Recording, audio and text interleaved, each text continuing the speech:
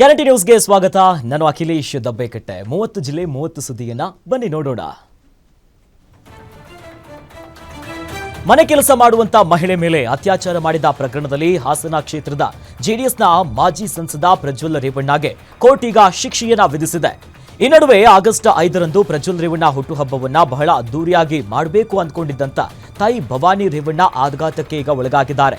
ಶಿಕ್ಷೆ ಪ್ರಮಾಣ ಕಡಿಮೆಯಾಗಿ ಮಗ ವಾಪಸ್ ಬೇಗ ಬರ್ತಾನೆ ಅಂತ ಅಂದುಕೊಂಡಿದ್ದಂತ ರೇವಣ್ಣ ಕುಟುಂಬಕ್ಕೆ ಕೋರ್ಟ್ ಈಗ ಬಿಗ್ ಶಾಕ್ ಕೊಟ್ಟಿದೆ. ರೋಲಿಂಗ್ ಸ್ಕೇಟಿಂಗ್ನಲ್ಲಿ ಬೆಳ್ಳಿ ಕಂಚಿನ ಪದಕ ಗೆದ್ದ ಕನ್ನಡಿಗರಿಗೆ ಭರ್ಜರಿ ಸ್ವಾಗತವನ್ನ ಕೋರಲಾಯಿತು. ದಕ್ಷಿಣ ಕೊರಿಯಾದಲ್ಲಿ ನಡೆದಂತ 20ನೇ ಏಷ್ಯನ್ ರೋಲರ್ ಸ್ಕೇಟಿಂಗ್ ಹಾಕಿಯಲ್ಲಿ ಕ್ರೀಡಾಪಟುಗಳು ಕಂಚಿನ ಪದಕಗಳನ್ನು ಪಡೆದು ತಾಯ್ನಾಡಿಗೆ ವಾಪಸ್ ಆಗಿದ್ದಾರೆ.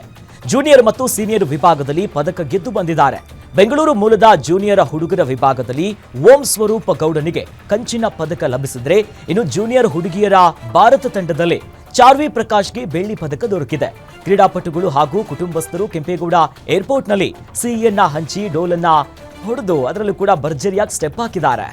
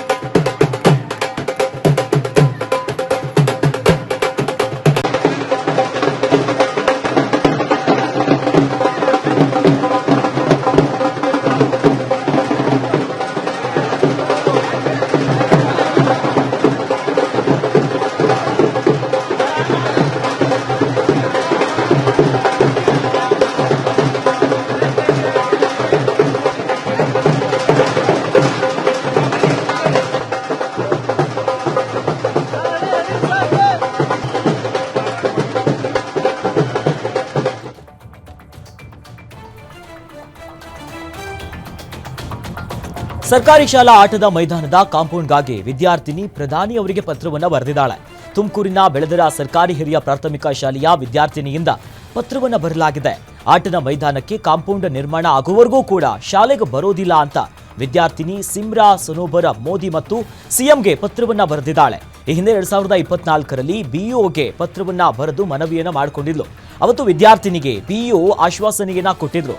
ಇನ್ನು ಕೊಟ್ಟು 1 ವರ್ಷ ಆದರೂ ಕೂಡ ಕಾಂಪೌಂಡ್ ನಿರ್ಮಾಣ ಮಾಡದ ಹಿನ್ನೆಲೆಯಲ್ಲಿ ಪಿಎಂ ಮತ್ತು ಸಿಎಂಗೆ ಪತ್ರವನ್ನ ಬರೆದಿದ್ದಾಳೆ. ಪತ್ರದಲ್ಲಿ ಶಾಲೆಯ ಆಟದ ಮೈದಾನಕ್ಕೆ ಕಾಂಪೌಂಡ್ ನಿರ್ಮಾಣ ಮಾಡಿಕೊಡುವಂತೆ ಮನವಿಯನ್ನ ಮಾಡಿಕೊಂಡಿದ್ದಾಳೆ. ವಿದ್ಯಾರ್ಥಿನಿಯ ಹೋರಾಟಕ್ಕೆ ತಂದೆ ರಫೀಕ್ ಕೂಡ ಸಾಥ್ ನೀಡಿದ್ದಾರೆ.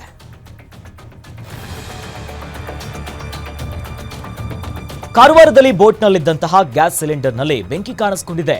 ಬೈತುಕೋಲ ಬಂದರಿನಲ್ಲಿ ಅವಘಡ ನಡೆದಿದ್ದು ಅದೃಷ್ಟವಶಾತ್ ಭಾರೀ ದುರಂತವೊಂದು ತಪ್ಪಿದೆ. ಮೀನುಗಾರಿಕೆಯನ್ನ ಮಾಡಿ ವಾಪಸ್ ಆಗ್ತಿದ್ದಂತ ಬೋಟ್ ಬಂದರು ಸೇರ್ತಿದ್ದಂತೆ ಒಳಗಿದ್ದಂತ ಸಿಲಿಂಡರ್ನಲ್ಲಿ ಬೆಂಕಿ ಕಾಣಿಸಿಕೊಂಡಿತ್ತು. ಕೂಡಲೇ ಎಚ್ಚೆತ್ತುಕೊಂಡಿರುವಂತಹ ಮೀನುಗಾರರು ನೀರನ್ನ ಹಾಕಿ ಬೆಂಕಿಯನ್ನ ನಿಂದಿಸುವುದಕ್ಕೆ ಪ್ರಯತ್ನ ಮಾಡಿದ್ರು. ಬಳಿಕ ಸಿಲಿಂಡರ್ ಅನ್ನ ಸಮುದ್ರಕ್ಕೆ ಎಸೆದಿದ್ದಾರೆ. ಆದರೂ ನೀರಿಗೆ ಬಿದ್ದಿದ್ರೂ ಕೂಡ ಸಿಲಿಂಡರ್ನಲ್ಲಿ ಬೆಂಕಿ ಹೊತ್ತಿ ಉರಿತಾ ಇತ್ತು.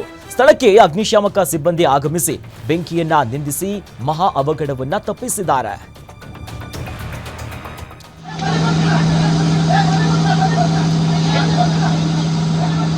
ಬಲಿಯಾಗಿ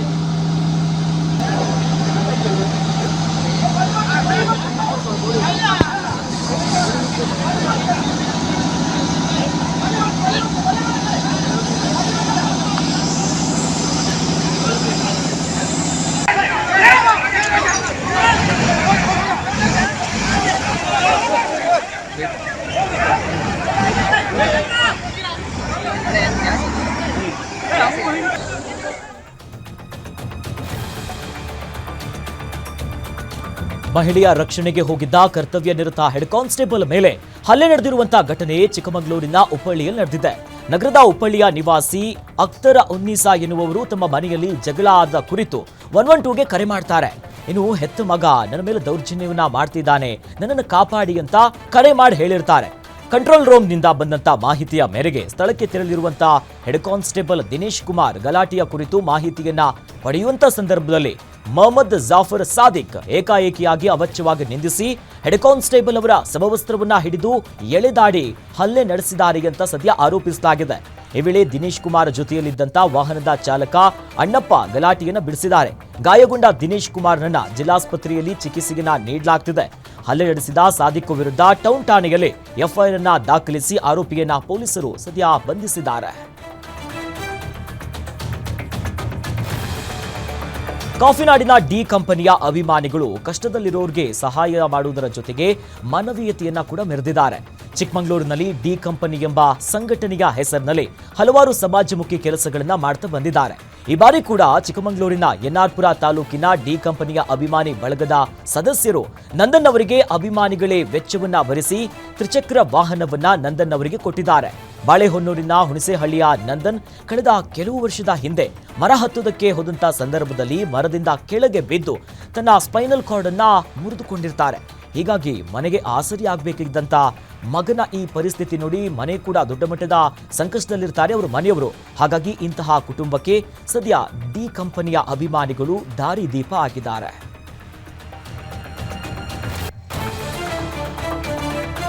ಅಕ್ರಮವಾಗಿ ಪಡಿತರ ಅಕ್ಕಿ ಸಂಗ್ರಹಿಸಿ ಸಾಗಾಟ ಮಾಡುವಂತ ವೇಳೆ ಒಂದು ಘಟನೆಯಾಗಿದೆ.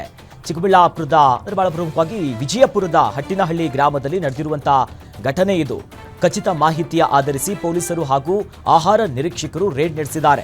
ಇನ್ನು ಅಹಮದ್ ನಾಗಾವಿ ಹಾಗೂ ತುಕಾರಾಮ ಭಜಂತ್ರಿ ಬಂಧಿತ ಆರೋಪಿಗಳಿಂದ 50,000 ಮೌಲ್ಯದ ಟಮ್ ಗೂಡ್ಸು, 36,000 ಮೌಲ್ಯದ 1,210 ಕೆಜಿಯ ಅಕ್ಕಿ, ಇನ್ನು ಸ್ಯಾಂಪಲ್ಗಾಗಿ ತೆಗೆದಂತ 52 ರೂಪಾಯಿಯ ಮೌಲ್ಯದ 2 ಕೆಜಿ ಅಕ್ಕಿ ಸೇರಿದಂತೆ ಒಟ್ಟು 85,148 ಮೌಲ್ಯದ ವಸ್ತುಗಳನ್ನು ಸದ್ಯ ವಶಕ್ಕೆ ಪಡೆದುಕೊಂಡಿದ್ದಾರೆ. ಅಲ್ಲದೆ ಮುಂದಿನ ಕಾನೂನು ಕ್ರಮವನ್ನು ತೆಗೆದುಕೊಂಡಿದ್ದಾರೆ. ಈ ಸಂಬಂಧ ಇಂಡಿ ಗ್ರಾಮೀಣ ಪೊಲೀಸ್ ಠಾಣೆಯಲ್ಲಿ ಕೇಸ್ ದಾಖಲಾಗಿದೆ.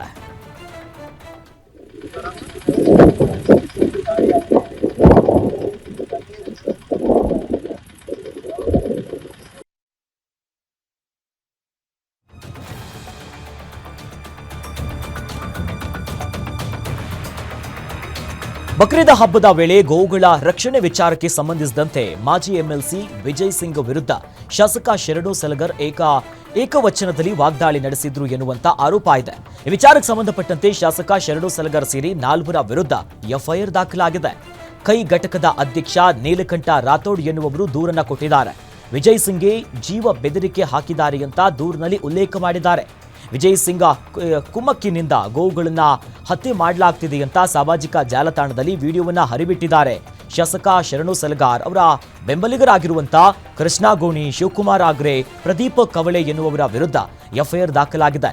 ಕಲಾಂ 351, 352 ಬಿಎನ್ಎಸ್ ಕಾಯ್ದೆಯ ಅಡಿಯಲ್ಲಿ ಕೇಸ್ ದಾಖಲಾಗಿದ್ದು ಜೂನ್ 28ರಂದು ದಾಖಲಾದಂಥ ದೂರು ತಡವಾಗಿ ಬೆಳಕಿಗೆ ಬಂದಿದೆ.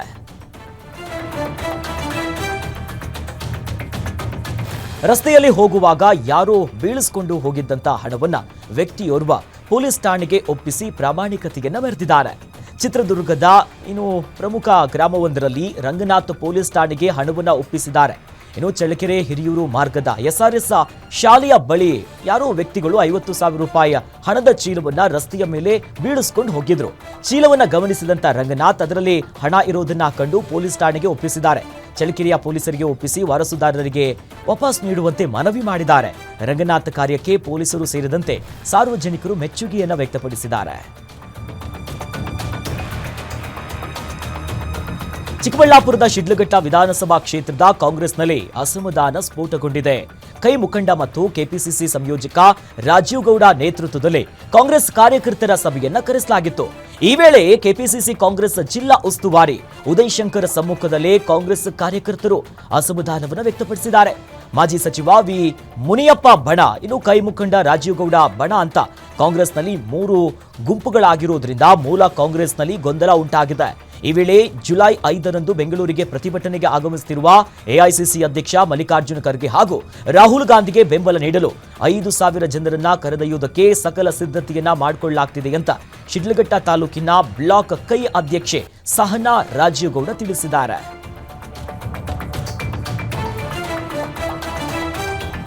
ಮಾಲೀಕನನ್ನ ಹುಡುಕಿಕೊಂಡು ದೆಹಲಿಯಿಂದ ಮಂಡ್ಯಕ್ಕೆ ಬರುವಂತ ಮೂಲಕ 1 ವರ್ಷ ವಯಸ್ಸಿನ ಅಭಿಮನ್ಯು ಹೆಸರಿನ ಪಾರಿವಾಳ ಒಂದು ವಿಶೇಷ ದಾಖಲೆಯನ್ನು ನಿರ್ಮಿಸಿದೆ. 52 ದಿನದಲ್ಲಿ 1790 ಕಿಲೋಮೀಟರ್ ಕ್ರಮಿಸಿದಂತ ಅತಿ ಚಿಕ್ಕ ವಯಸ್ಸಿನ ಅಭಿಮನ್ಯು ಸಾಧನೆ ಮಾಡಿದೆ. ಕರ್ನಾಟಕ ಹೋಮಿಂಗ್ ಪಿಸೆಂಟ್ ಫೆಡರೇಷನ್ನಿಂದ ಡೆಲ್ಲಿ ರೇಸ್ ಆಯೋಜನೆ ಮಾಡಲಾಗಿತ್ತು. ಈ ರೇಸ್ನಲ್ಲಿ ಕರ್ನಾಟಕ ಮತ್ತು ತಮಿಳುನಾಡು ಸೇರಿ ಒಟ್ಟು 22 ಪಾರಿವಾಳಗಳು ಭಾಗವಹಿಸಿದ್ವು. ಎಲ್ಲಾ ಪಾರಿವಾಳಕ್ಕೂ ರೇಸ್ಗೂ ಮುನ್ನವೇ ಈ ರಿಂಗ್ ಅನ್ನ ಅಳವಡಿಕೆ ಮಾಡಲಾಗಿತ್ತು. ಏಪ್ರಿಲ್ 5ರಂದು ದೆಹಲಿಯಿಂದ ಪಾರಿವಾಳಗಳನ್ನ ಬಿಡಲಾಗಿತ್ತು. ಆ ಡಿಲ್ಲಿ ರೇಸ್ನಲ್ಲಿ ಭಾಗವಹಿಸಿದ್ದ ಮಂಡ್ಯದ ವಿಸಿ ಫಾರಂನ ಶ್ರೀಧರ್ ಎನ್ನುವವರಿಗೆ ಸೇರಿದಂತ 1 ವರ್ಷದ ಅಭಿಮನ್ಯು ಹೆಸರಿನ ಪಾರಿವಾಳ ದೆಹಲಿಯಿಂದ ಮೇ 28ಕ್ಕೆ ಮಂಡ್ಯಕ್ಕೆ ವಾಪಸ್ಸಾಗಿದೆ. ಆ ಮೂಲಕ ಬರೋಬ್ಬರಿ 1790 ಕಿಲೋಮೀಟರ್ ದಾಟಿ ತನ್ನ ಮಾಲೀಕನನ್ನ ಹುಡುಕಿಕೊಂಡು ಬರುವ ಮೂಲಕ ಒಂದು ಸಾಧನೆಯನ್ನ ಮಾಡಿದೆ.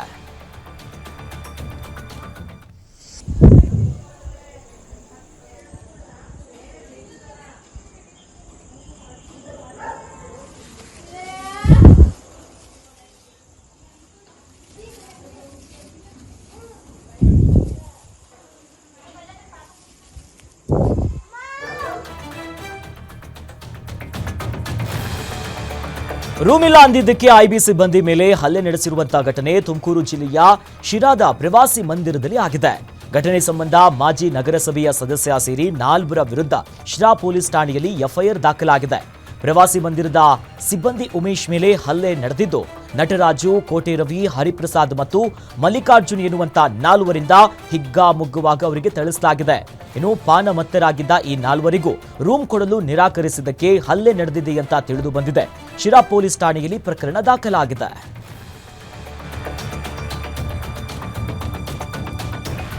ಶಿಕ್ಷಣ ಇಲಾಖೆಯ ನಿರ್ಲಕ್ಷ್ಯಕ್ಕೆ ಶಹಾಪುರದ ಸರ್ಕಾರಿ ಉರ್ದು ಹಿರಿಯ ಪ್ರಾಥಮಿಕ ಶಾಲೆ ಕೋಣೆಯಲ್ಲಿ ವಿಟಮಿನ್ ಟ್ಯಾಬ್ಲೆಟ್ಗಳು ಕೊಳೆಯುತ್ತಿವೆ. ಟ್ಯಾಬ್ಲೆಟ್ಗಳ ಅವಧಿ ಮುಗಿದು 17 ವರ್ಷವಾದರೂ ಕೂಡ ವಿಲೇವಾರಿ ಮಾಡದೆ ಶಿಕ್ಷಣ ಇಲಾಖೆ ನಿರ್ಲಕ್ಷ್ಯವನ್ನ ತೋರಿದೆ. ಅಕ್ಷರ ದಾಸೋಹ ಯೋಜನೆಯ ಮೂಲಕ ಶಿಕ್ಷಣ ಇಲಾಖೆಯು 2006ರಲ್ಲಿ ಸರ್ಕಾರಿ ಶಾಲೆ ವಿದ್ಯಾರ್ಥಿಗಳಿಗೆ ಟ್ಯಾಬ್ಲೆಟ್ಗಳನ್ನು ವಿತರಿಸುವಂತ ಯೋಜನೆಯನ್ನು ಜಾರಿ ಮಾಡಿದ್ರು. ಆದರೆ 19 ವರ್ಷ ಆದರೂ ಮಕ್ಕಳಿಗೆ ವಿಟಮಿನ್ ಟ್ಯಾಬ್ಲೆಟ್ಗಳನ್ನು ವಿತರಣೆ ಮಾಡಿಲ್ಲ. ಕೂಡಲೇ ಅವಧಿ ಮುಗಿದ ಟ್ಯಾಬ್ಲೆಟ್ಗಳನ್ನು ವಿಲೇವಾರಿ ಮಾಡಿ ನಿರ್ಲಕ್ಷ್ಯ ತೋರಿದವರ ವಿರುದ್ಧ ಕ್ರಮಕ್ಕೆ ಸದ್ಯ ಆಗ್ರಹಿಸಲಾಗಿದೆ.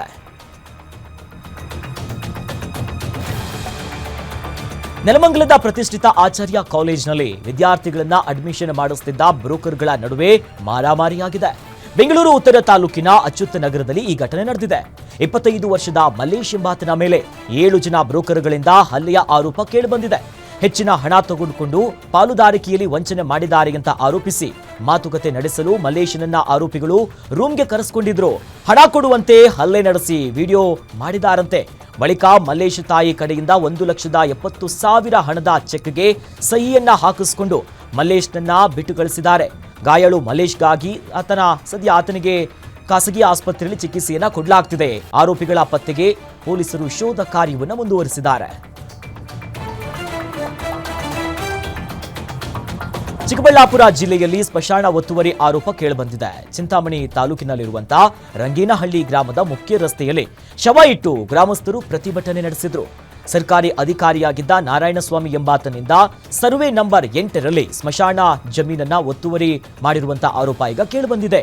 ವಯೋಸಹಜ ಹಿನ್ನೆಲೆಯಲ್ಲಿ ಗ್ರಾಮದ ಕೊಂಡಪ್ಪ ಎಂಬಾತ ಸಾವನ್ನಪ್ಪಿದ್ರು. ಕೊಂಡಪ್ಪ ಅಂತ್ಯ ಸಂಸ್ಕಾರಕ್ಕೆ ಅಡ್ಡಿಪಡಿಸಿದ ಹಿನ್ನೆಲೆ ಗ್ರಾಮಸ್ಥರು ನಡುರಸ್ತೆಯಲ್ಲಿ ಶವವನ್ನ ಇಟ್ಟು ಪ್ರತಿಭಟನೆ ನಡೆಸಿದರು. ಸುಮಾರು 10 ವರ್ಷಗಳಿಂದ ಸ್ಮಶಾನವಿಲ್ಲದೆ ಪರದಾಡ್ತಿರುವಂತಹ ಗ್ರಾಮಸ್ಥರು ಈ ವೇಳೆ ತೀವ್ರ ಆಕ್ರೋಶವನ್ನ ಹೊರಗಾಕಿದ್ದಾರೆ.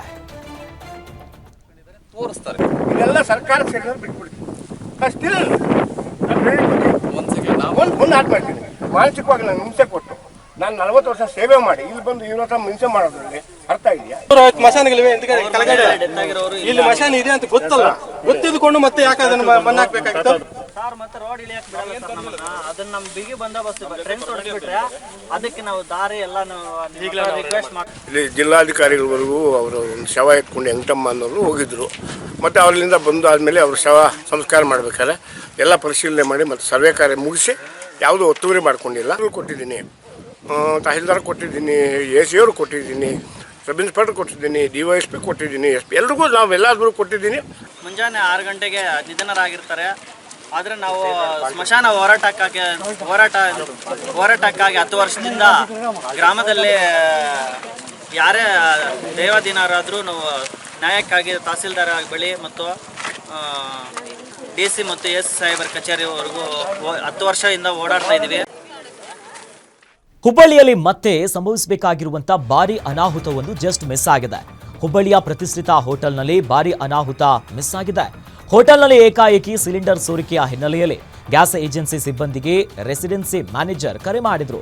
ಸ್ಥಳಕ್ಕೆ ಆಗಮಿಸಿದಂತಹ gas agency Govinda Reddy cylinder ಹೊರತಂದು ಜನವಸತಿ ಪ್ರದೇಶದಲ್ಲೇ ಇಟ್ಟು ಗ್ಯಾಸ್ ಲೀಕೇಜ್ ಅನ್ನ ತಪ್ಪಿಸೋದಕ್ಕೆ ಯತ್ನಿಸಿದ್ರು. ಇನ್ನು ನಿಯಮಾನುಸಾರ ಸುರಕ್ಷಾ ಕ್ರಮವನ್ನು ವಹಿಸದೆ ಈ ರೀತಿಯಾದಂತಹ ಕ್ರಮವನ್ನು ಮಾಡೋಂಗಿಲ್ಲ. ಆದರೆ ಗೋವಿಂದ ರೆಡ್ಡಿ ಇದನ್ನ ಸಾಗಿಸಿದ್ದಾರೆ. ಬ್ಲಾಸ್ಟ್ ಆಗುವಂತ ಸಾಧ್ಯತೆ ಇದ್ರೂ ಕೂಡ ಸಾರ್ವಜನಿಕರ ಜೀವದೊಂದಿಗೆ ಗ್ಯಾಸ್ ಏಜೆನ್ಸಿ ಚೆಲ್ಲಾಟ ಆಡ್ತಾ ಇದೆ. ಈ ವೇಳೆ ಸ್ಥಳದಲ್ಲಿ ಭಯದ ವಾತಾವರಣ ನಿರ್ಮಾಣ ಆಗಿತ್ತು. ಇನ್ನು ಘಟನೆಯ ಹಿನ್ನೆಲೆಯಲ್ಲಿ ಹುಬ್ಬಳ್ಳಿ ಧಾರವಾಡ ನಗರದಲ್ಲಿ ಸರಣಿ ಸಿಲಿಂಡರ್ ಸ್ಫೋಟಗಳಿಗೆ ಏಜೆನ್ಸಿ ಮಾಲೀಕರೇ ಹೊಣೆಗಾರರು.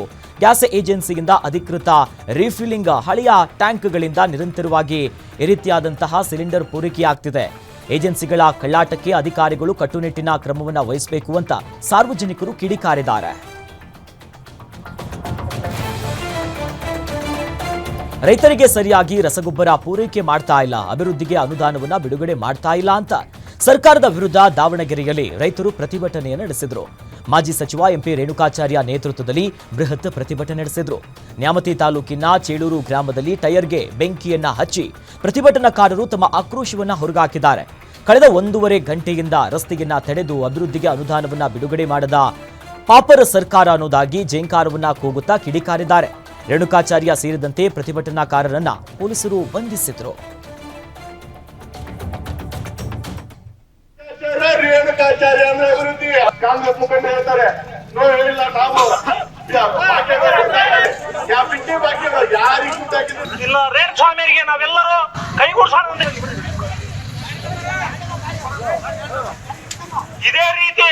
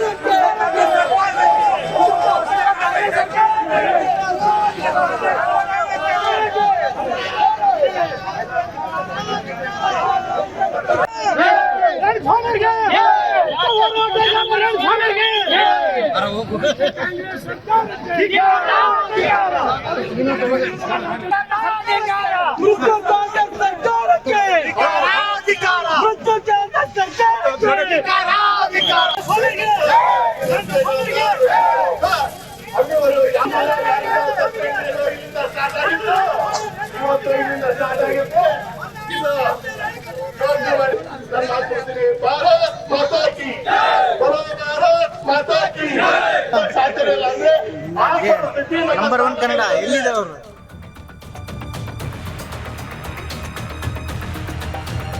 ರಾಜ್ಯದಲ್ಲಿ ಯೂರಿಯಾ ಗೊಬ್ಬರ ಕೊರತೆಯ ಹಿನ್ನೆಲೆಯಲ್ಲಿ ಹಳಿಯಾಳದಲ್ಲಿ ಗೊಬ್ಬರಕ್ಕಾಗಿ ರೈತರು ಸರತಿ ಸಾಲಿನಲ್ಲಿ ನಿಂತಿದ್ದಾರೆ. 4 ಎಕರೆಗೆ 1 ಚೀಲ ಗೊಬ್ಬರ ಕೊಟ್ರೆ ಹೇಗೆ ಅನ್ನೋದಾಗಿ ಸದ್ಯ ಅಂಗಡಿ ಮಾಲೀಕರ ವಿರುದ್ಧ ರೈತರು ಆಕ್ರೋಶವನ್ನ ವ್ಯಕ್ತಪಡಿಸಿದ್ದಾರೆ. ಯೂರಿಯಾ ಗೊಬ್ಬರಕ್ಕಾಗಿ ಬೆಳಗ್ಗೆಯಿಂದ ಕೆಲಸ ಕಾರ್ಯಗಳನ್ನ ಬಿಟ್ಟು ಸರತಿ ಸಾಲಿನಲ್ಲಿ ರೈತರು ನಿಂತಿದ್ದಾರೆ. ಆದರೂ ಅಂಗಡಿ ಮಾಲೀಕರು ಬೇರೊಂದು ಕಂಪನಿಯ ಗೊಬ್ಬರವನ್ನ ನೀಡಿ ಮೋಸ ಮಾಡಿದ್ದಾರೆ ಅನ್ನುವಂತ ಗಂಭೀರ ಆರೋಪವನ್ನು ಕೇಳಿಬಂದಿದೆ. ಸರ್ಕಾರದ ನೀತಿಯ ವಿರುದ್ಧ ಹೋರಾಟ ಅನಿವಾರ್ಯ ಅನ್ನೋದಾಗಿ ಸದ್ಯ ರೈತರು ಎಚ್ಚರಿಕೆಯನ್ನ ಕೊಟ್ಟಿದ್ದಾರೆ. ಗೊಬ್ಬರದ ಕೊರತೆಯಿಂದ ರೈತರು ತೀವ್ರ ಅಸಮಾಧಾನವನ್ನಗೊಂಡಿದ್ದು ಸರ್ಕಾರದ ವಿರುದ್ಧ ಜನಪ್ರತಿನಿಧಿಗಳು ಕಿಡಿಕಾರಿದ್ದಾರೆ. ಯೂರಿಯಾ ವಿಚಾರವಾಗಿ ಸಂಸದ ಡಾಕ್ಟರ್ ಕೆ ಸುಧಾಕರ್ ಪ್ರತಿಕ್ರಿಯಿಸಿದ್ದಾರೆ. ದೊಡ್ಡಬಳ್ಳಾಪುರದಲ್ಲಿ ಮಾತನಾಡಿದ ಅವರು, ಕೇಂದ್ರ ಸರ್ಕಾರ ಕಳಿಸಿದಂತ ಯೂರಿಯಾ ರಾಜ್ಯದಲ್ಲಿ ಇನ್ನೂ ಕೂಡ ಸ್ಟಾಕ್ ಇದೆ. ಅಧಿಕ ಬೇಡಿಕೆ ಇರುವಂತಹ ಜಿಲ್ಲೆಗಳಿಗೆ ಹಂಚಿಕೆ ಮಾಡಬೇಕು. ಆದರೆ ಕಾಳಸಂತೆಯಲ್ಲಿ ಯೂರಿಯಾ ಮಾರಾಟ ಆಗ್ತಿದೆ. ಇದನ್ನು ಸರಿಯಾಗಿ ನಿರ್ವಹಣೆ ಮಾಡೋದು ರಾಜ್ಯ ಸರ್ಕಾರದ ಕೆಲಸ. ನಮ್ಮ ಕೇಂದ್ರ ಸರ್ಕಾರ ಕೆಲವರನ್ನ ಈಗಾಗಲೇ ಹಿಡಿಯುವಂತ ಕೆಲಸ ಮಾಡ್ತಿದೆ. ಪ್ರತಿನಿತ್ಯ ರಾಜ್ಯಕ್ಕೆ 3 ರಿಂದ 4 ಟನ್ ಯೂರಿಯಾ ಬರ್ತಿದೆ. ಸುಳ್ಳು ಹೇಳುವ ಜಾಯಮಾನ ನಮ್ಮದಲ್ಲ ಅನ್ನೋದಾಗಿ ಪ್ರತಿಕ್ರಿಯೆ ಕೊಟ್ಟಿದ್ದಾರೆ.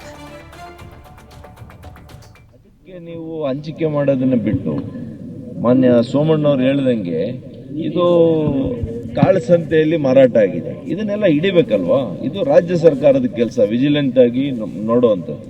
ನಮ್ಮ ಕೇಂದ್ರ ಸರ್ಕಾರ ಕೂಡ ಮಾಡ್ತಾ ಇದೆ, ಕೆಲವ್ರನ್ನ ಹಿಡಿಯುವಂತ ಕೆಲಸನೂ ಆಗ್ತದೆ. ಇದರ ಜೊತೆಗೆ ನಾವೆಲ್ಲ ಕೂಡ ನಿಯೋಗ ಹೋಗಿ ಮಾನ್ಯ ಸಚಿವರುಗಳು ಮತ್ತು ನಾವು ಸಂಸದರು ಮಾನ್ಯ ಕೇಂದ್ರ ಸಚಿವರ ಹತ್ರ ಹೋಗಿ ಪ್ರತಿ ದಿವಸ 3 ರಿಂದ 4 ಸಾವಿರ ಟನ್ ಅಷ್ಟು ಪ್ರತಿ ದಿವಸ ಕರ್ನಾಟಕ ರಾಜ್ಯಕ್ಕೆ ಇವತ್ತು ಯೂರಿಯಾ ಬರ್ತಾ ಇದೆ.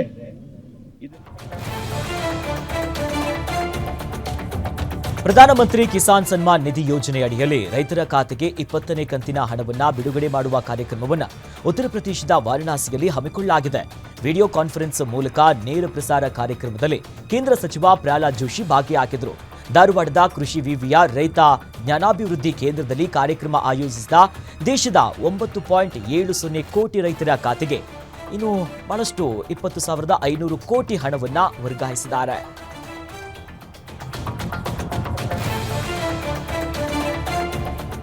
ಇನ್ನು ಪ್ರಧಾನಮಂತ್ರಿ ಕಿಸಾನ್ ಸನ್ಮಾನ್ ನಿಧಿ ಯೋಜನೆಯಲ್ಲಿ ರೈತರ ಖಾತೆಗೆ 20ನೇ ಕಂತಿನ ಹಣವನ್ನು ಬಿಡುಗಡೆ ಮಾಡುವ ಕಾರ್ಯಕ್ರಮವನ್ನು ಉತ್ತರ ಪ್ರದೇಶದ ವಾರಣಾಸಿಯಲ್ಲಿ ಹಮ್ಮಿಕೊಳ್ಳಲಾಗಿತ್ತು.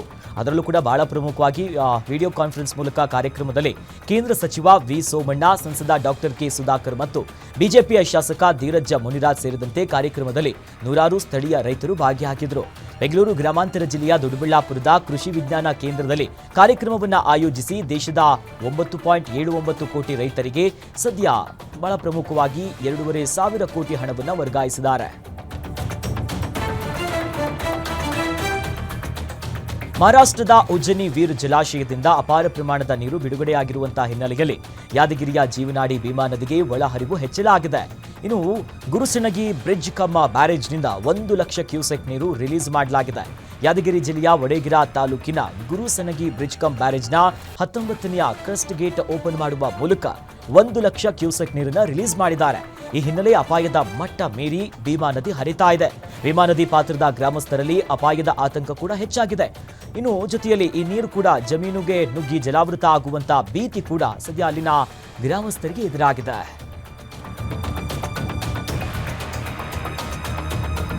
ಕೆಟ್ಟು ನಿಂತಿದ್ದಂತಹ ಟ್ಯಾಂಕರ್ ಲಾರಿ ಬಸ್ಗೆ ಡಿಕ್ಕಿಯಾಗಿದೆ. ಮೈಸೂರಿನ ನಂಜನಗೂಡು ಮತ್ತು ಚಾಮರಾಜನಗರ ಮುಖ್ಯ ರಸ್ತೆಯ ದೊಡ್ಡ ಕವಲಂದೆ ಬಳಿ ಈ ಘಟನೆ ಆಗಿರುವುದು. ಕೃಷ್ಣರಾಜಪುರದ HP ಪೆಟ್ರೋಲ್ ಬಂಕ್ ಬಳಿ ಕೆಟ್ಟು ನಿಂತಿದ್ದಂತಹ ಪೆಟ್ರೋಲ್ ಟ್ಯಾಂಕರ್ ಲಾರಿಗೆ ಬಸ್ ಡಿಕ್ಕಿ ಹೊಡೆದಿದ್ದು, ಡಿಕ್ಕಿಯ ರಭಸಕ್ಕೆ ಸಾರಿಗೆ ಬಸ್ ಮುಂಭಾಗ ಸಂಪೂರ್ಣವಾಗಿ ಜಖಮಾಗಿದೆ. ಅಪಘಾತದಲ್ಲಿ ಚಾಲಕ ಸೇರಿದಂತೆ 5 ಮಂದಿಗೆ ಗಂಭೀರವಾಗಿ ಗಾಯ ಆಗಿದೆ. ಸದ್ಯ ಯಾವುದೇ ಪ್ರಾಣಹಾನಿ ಸಂಭವಿಸಿಲ್ಲ. ಸ್ಥಳಕ್ಕೆ ಕವಲಂದೆ ಪೊಲೀಸರು ಭೇಟಿ ನೀಡಿ ಪರಿಶೀಲನೆಯನ್ನು ನಡೆಸಿದ್ದಾರೆ. ಬಾಗಲಕೋಟೆಯಲ್ಲಿ ಟ್ರ್ಯಾಕ್ಟರ್ ಮತ್ತು ಸ್ಕೂಟಿ ನಡುವೆ ಮುಖಾಮುಖಿ ಡಿಕ್ಕಿಯಾಗಿದೆ. ಭೀಕರ ಅಪಘಾತದಲ್ಲಿ ಬೈಕ್ ಸವಾರನಿಗೆ ಗಂಭೀರವಾಗಿ ಗಾಯ ಆಗಿದೆ. ಇಳಕಲ್ ನಗರದ ಬಸವೇಶ್ವರ ಸರ್ಕಲ್ ಬಳಿ ಈ ಅವಘಡ ಸಂಭವಿಸಿರುವುದು. ಇನ್ನು ಗಂಭೀರ ಗಾಯಾಳು 62 ವರ್ಷದ ಮೆಹಬೂಬ ಸಾಬ್ ಜಮಾದಾರ್ ಎಂಬಾತನನ್ನ ಬಾಗಲಕೋಟೆಯ ಖಾಸಗಿ ಆಸ್ಪತ್ರೆಗೆ ದಾಖಲಿಸಲಾಗಿದೆ. ಘಟನಾ ಸ್ಥಳಕ್ಕೆ ಪೊಲೀಸರು ಭೇಟಿ ನೀಡಿ ಪರಿಶೀಲನೆ ನಡೆಸಿದರು.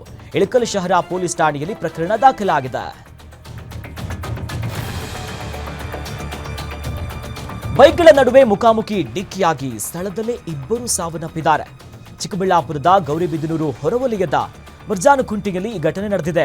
ಅಪಘಾತದಲ್ಲಿ 2 ಸಾವನ್ನಪ್ಪಿದ್ದು, ಓರ್ವನ ಸ್ಥಿತಿ ಗಂಭೀರ ಆಗಿದೆ. 27 ವರ್ಷದ ಹರ್ಷ ಹಾಗೂ 28 ವರ್ಷದ ಕಲ್ಲಿನಾಯಕನಹಳ್ಳಿಯ ಮೃತ ದುರ್ದೈವಿಗಳು ಲಂಕೇಶ್. ಸದ್ಯ ಗಂಭೀರವಾಗಿ ಗಾಯಗೊಂಡಿದ್ದ ದೀಪಕ್ನನ್ನ ಬೆಂಗಳೂರು ಆಸ್ಪತ್ರೆಗೆ ದಾಖಲು ಮಾಡಲಾಗಿದೆ. ಮಂಚನಹಳ್ಳಿ ಪೊಲೀಸ್ ಠಾಣೆಯಲ್ಲಿ ಪ್ರಕರಣ ದಾಖಲಾಗಿದೆ. ನೆಲಮಂಗಲದ ರಾಷ್ಟ್ರೀಯ ಹೆದ್ದಾರಿಯಲ್ಲಿ ಕೆಟ್ಟು ನಿಂತ ಟ್ಯಾಂಕರ್ನಿಂದ ಹೆದ್ದಾರಿ ಫುಲ್ ಟ್ರಾಫಿಕ್ ಜಾಮ್ ಆಗಿದೆ. ರಾಷ್ಟ್ರೀಯ ಹೆದ್ದಾರಿ 48 ಬೇಗೂರು ಬಳಿ ಕಿಲೋಮೀಟರ್ ಗಟ್ಟಲೆ ಟ್ರಾಫಿಕ್ನಲ್ಲಿ ಸಿಲುಕಿ ವಾಹನ ಸವಾರರು ಪರದಾಡುವಂತ ಪರಿಸ್ಥಿತಿ ಎದುರಾಗಿದೆ. ಕ್ರೇನ್ ಅನ್ನ ಬಳಸಿ ಟ್ಯಾಂಕರ್ ಅನ್ನ ಪಕ್ಕಕ್ಕೆ ಸರಿಸಲು ಸಂಚಾರಿ ಪೊಲೀಸರು ಹರಸಾಹಸವನ್ನ ಪಟ್ಟಿದ್ದಾರೆ. ಈ ಕುರಿತು ನೆಲಮಂಗಲ ಸಂಚಾರಿ ಪೊಲೀಸ್ ಠಾಣಾ ವ್ಯಾಪ್ತಿಯಲ್ಲಿ ಪ್ರಕರಣ ದಾಖಲಾಗಿದೆ.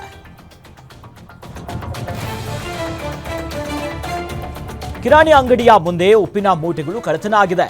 ಬಳ್ಳಾರಿ ನಗರದ ತಾಳೂರು ರಸ್ತೆ ಬಳಿಯ ಕಿರಾಣಿ ಅಂಗಡಿಯ ಒಂದರಲ್ಲಿ ಘಟನೆ ಆಗಿದೆ. ಆಟೋದಲ್ಲಿ ಬಂದಂತ ಕದೀಮರು 10ಕ್ಕೂ ಹೆಚ್ಚು ಉಪ್ಪಿನ ಮೂಟೆಗಳನ್ನ ಕಳ್ಳತನ ಮಾಡಿದ್ದಾರೆ.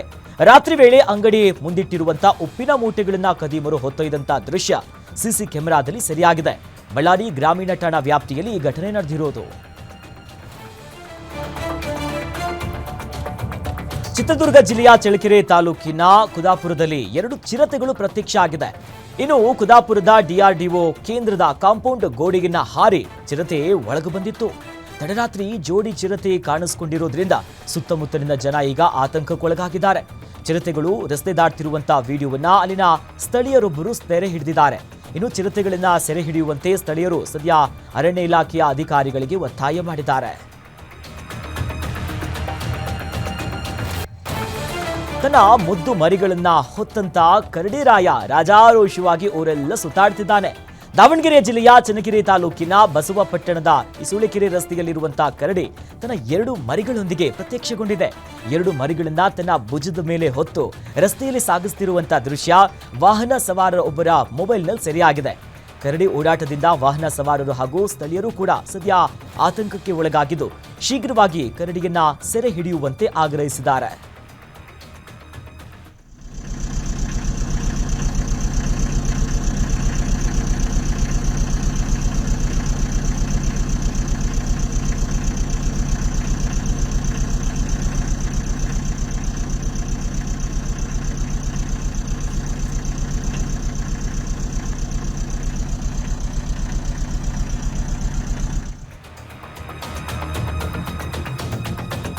ಮಂತ್ರಾಲಯಕ್ಕೆ ಭಕ್ತರ ಸಂಖ್ಯೆ ಹೆಚ್ಚಾದ ಹಿನ್ನೆಲೆ ರಾಯರ ಮಠಕ್ಕೆ ಕೋಟಿಗಟ್ಟಲೆ ಕಾಣಿಕೆ ಹರಿದು ಬಂದಿದೆ. 35 ದಿನದಲ್ಲಿ 5 ಕೋಟಿಗೂ ಅಧಿಕ ಹಣ ಈಗ ಕಾಣಿಕೆ ರೂಪದಲ್ಲಿ ಬಂದಿದೆ. 5,46,06,555 ರೂಪಾಯಿ ಹಾಗೂ 127 ಗ್ರಾಂ ಚಿನ್ನ, 1,820 ಗ್ರಾಂ ಬೆಳ್ಳಿ ಸಂಗ್ರಹ ಆಗಿದೆ. ಮಠದ ಸಿಬ್ಬಂದಿ ಹಾಗೂ ಭಕ್ತರು ಎಣಿಕೆ ಕಾರ್ಯವನ್ನು ಪೂರ್ಣಗೊಳಿಸಿದ್ದಾರೆ.